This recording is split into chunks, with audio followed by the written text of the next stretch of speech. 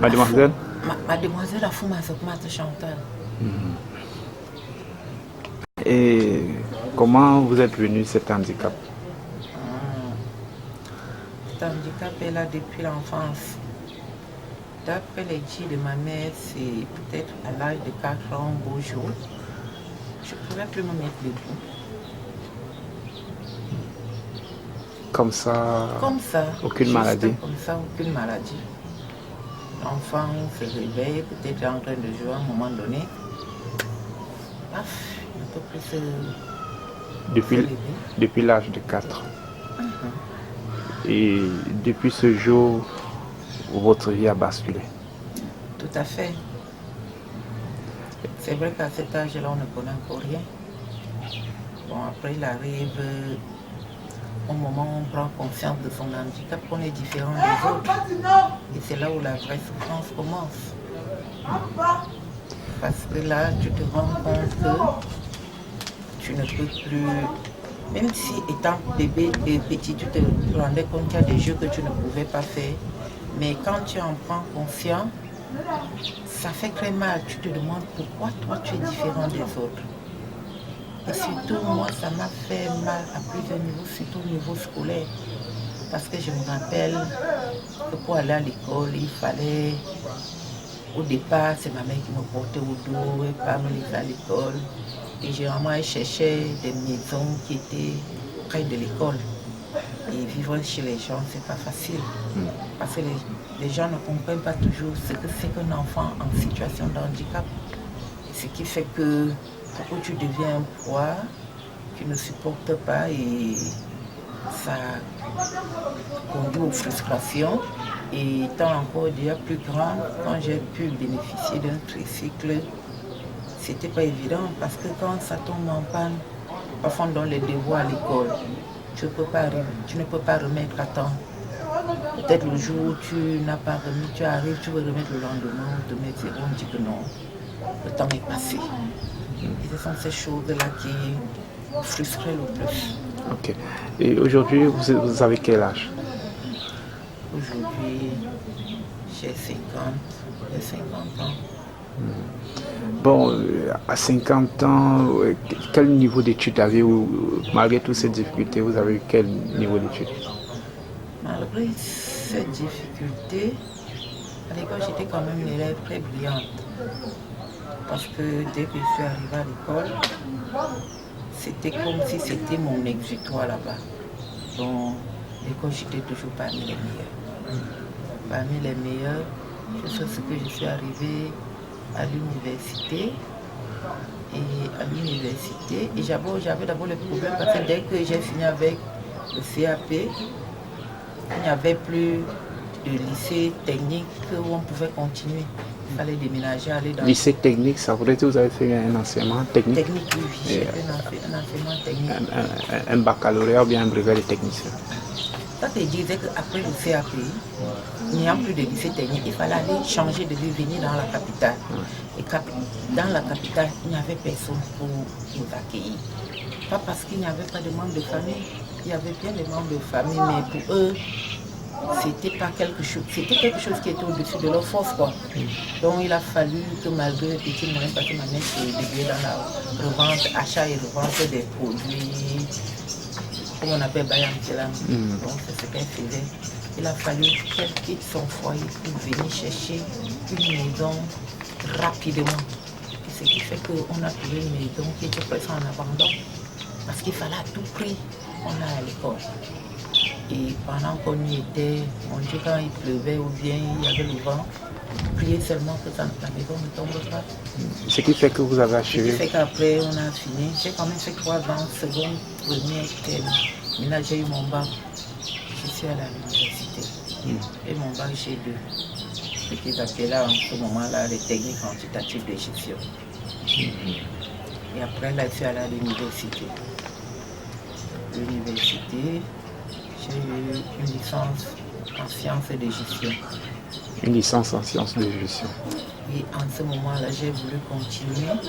Mais comme c'est ma mère qui était mon soutien financier, parce que c'est vrai que mon père était là, mais il avait 6 femmes. il devait s'en occuper, donc il n'avait pas franchement le temps pour moi. Donc ma mère à ce moment elle était très maladive, donc malgré le désir de continuer, je n'ai pas pu continuer. J'ai laissé là-bas. Ok, avec votre licence, cette formation en gestion, et avez-vous eu un emploi?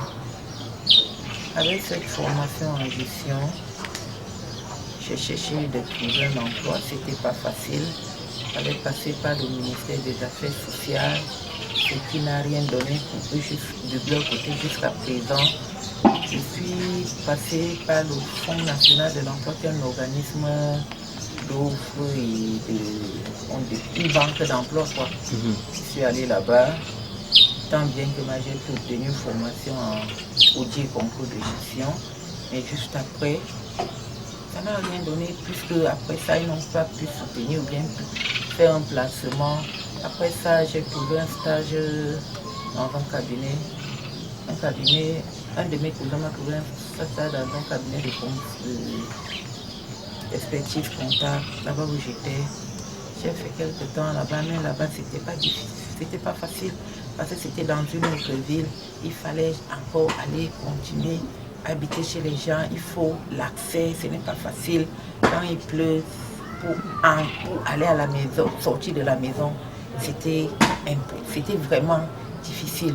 Et parfois, il fallait aller au travail sous la pluie et on ne payait pas juste quelque chose qui ne... Juste l'aide pour le transport qui ne venait même pas chaque mois. Et c'était très difficile. Au jour d'aujourd'hui, vous êtes sans emploi? Au jour d'aujourd'hui, je suis sans emploi, c'est vrai. C'est vrai qu'après ça, j'ai fait certains petits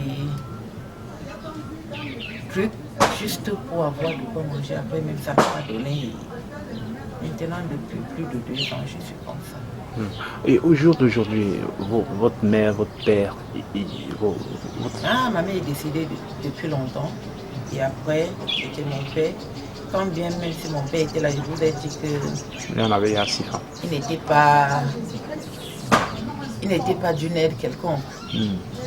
C'est ma mère qui était tout. Je peux dire que c'est elle qui était mon père. Parce que si je suis même allée à l'école, c'est grâce à elle. Mon père, non. Et vous êtes marié, vous avez combien d'enfants? Mariée, je ne suis pas mariée. J'ai juste un enfant. Un garçon, une fille? Une fille. Âgée de combien? Âgée, bientôt elle aura 20 ans.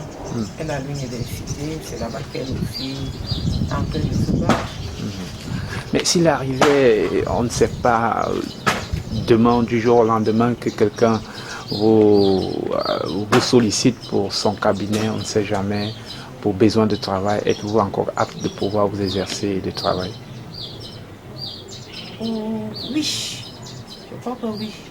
Mais là seulement que comme j'ai déjà fait, peut-être je peux dire plus de 2 ans à la maison, et comme c'est la comptabilité avec les lois de finances qui changent, il faut juste un temps d'adaptation pour s'imprégner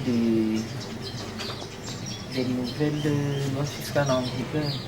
Après, ça va aller. Et vous résidez où au Cameroun? C'est en Balmayo, Yaoundé, c'est où? Le problème de résidence, c'est vraiment un problème. Parce que là, il peut dire que je n'ai pas de domicile en France. Vous n'avez pas de domicile fixe? Je réside où je peux. Ça veut dire que je peux aller chez une amie. Je passe quelque temps là-bas. Et après, là, je fais quelque temps, je quitte, je vais pas ailleurs, je fais quelque temps. Donc là, je n'ai pas de domicile fixe. Bon, si on vous posait la question, malgré tout ceci, est-ce qu'il y a de l'espoir au fond de vous? Pensez-vous que quelque chose pourra changer du jour au lendemain dans votre vie? Espoir, il y a un adage populaire qui dit que tant qu'il y a la vie, il y a l'espoir. Et moi, je ne veux pas désespérer, parce que si j'avais désespéré, je ne sais pas, je ne crois pas que je crois que je ne serais plus en vie. Et je rêve toujours d'un avenir meilleur. Et je crois que c'est ça qui me maintient un peu en forme. Donc quand les idées noires je m'engloutis, je demande l'aide de Dieu et ça va. Ça va, c'est ça qui peut me faire sourire. Je reste, je souris à la vie. Pas parce que tout est beau, tout est bien, mais juste parce que c'est que Dieu est là et que tant qu'il y a la vie, on peut espérer. Merci beaucoup et beaucoup de courage. Merci aussi à vous.